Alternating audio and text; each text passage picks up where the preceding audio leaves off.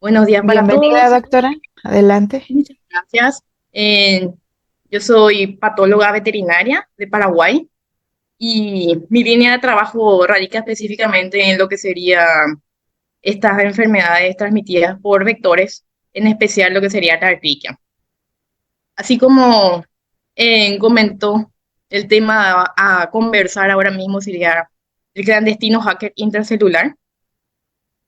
Antes que nada, tenemos que saber que la erliquiosis es una enfermedad infecciosa bacteriana, la cual tiene un tropismo específico por lo que serían las células, eh, pueden ser leucocitos polimorfonucleares o leucocitos mononucleares, y son bacterias gram negativas que forman una inclusión intracitoplasmática, la cual se denomina mórula, que necesita un hospedador mamífero por lo general, y para ello necesita principalmente un vector. Por lo general, estas patologías se transmiten por picaduras de garrapatas, ya sean del género Ixodes o Rhipicephalus principalmente. Además, se menciona lo que sería una transmisión transplacentaria, incluso por transfusiones sanguíneas. Dentro de lo que sería la erliquiosis, podemos hablar de 7 géneros, que serían Anaplasma, la erliquia propiamente dicha, Neorickettsia, Aegyopicnale, Wolbachia, Candidatus, Neorliquia o el Candidatus sanoliati. Estos son los 7 géneros que abarca esta patología. Importante mencionar, primeramente, un leve resumen de lo que sería el ciclo biológico, de lo que ocurre, cómo uno se contagia, porque es importante mencionar que esta es una patología zoonótica, cosmopolita, que cualquier, por más de que el perro sea el principal hospedador, igual hay varios reportes humanos y entre ellos se le puede englobar dentro de una patología poco conocida o incluso una zoonosis descuidada. ¿Qué ocurre? La garrapata se alimenta de un perro enfermo y una hembra adulta puede poner entre 1.000 hasta 5.000 huevos. Estos huevos eclosionan en el medio ambiente y da origen a lo que sería el estadio 1, que es una larva de garrapata. Esta larva necesita alimentarse, ya sea de un mamífero o incluso un humano, y luego de alimentarse del hospedador pasa a un estadio 2 que sería una ninfa. Luego, en, igualmente, necesita alimentarse de cualquier humano hospedador. ¿Por qué mencionamos esto? Porque hay algunos géneros de Ehrlichia que tienen una transmisión, ya sea transestadial o incluso transovárica, estando cambiando, mudando de larva a ninfa, ya puede estar portando la patología. Luego hay una diferenciación sexual donde la hembra nuevamente se alimenta de un perro infectado y empieza de nuevo el ciclo. ¿Cómo ocurre este ingreso de la bacteria en la célula que tiene tropismo?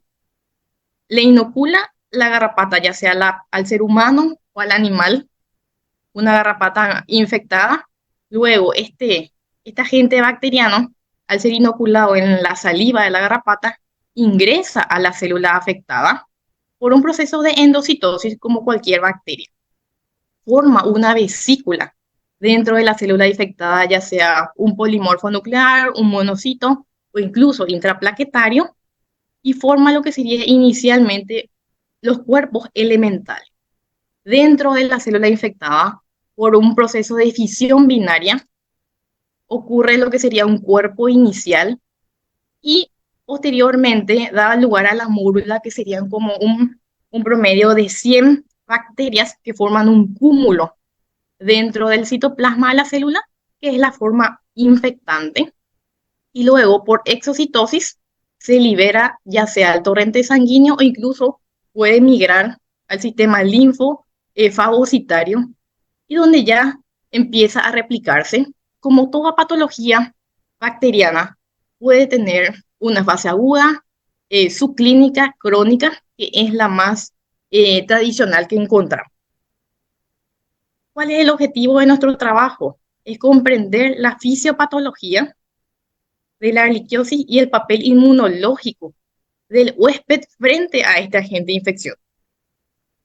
Para llegar a cabo este trabajo, hice una revisión bibliográfica en las principales fuentes de PubMed, Alzheimer y Cielo, donde me interioricé lo que sería propiamente dicho este fenómeno y llegué a la siguiente conclusión, sintetizando en honor al tiempo. Al ser una bacteria gram negativa, tiene una membrana citoplasmática, una membrana bacteriana diferente a lo que sería una bacteria gram negativa tradicional.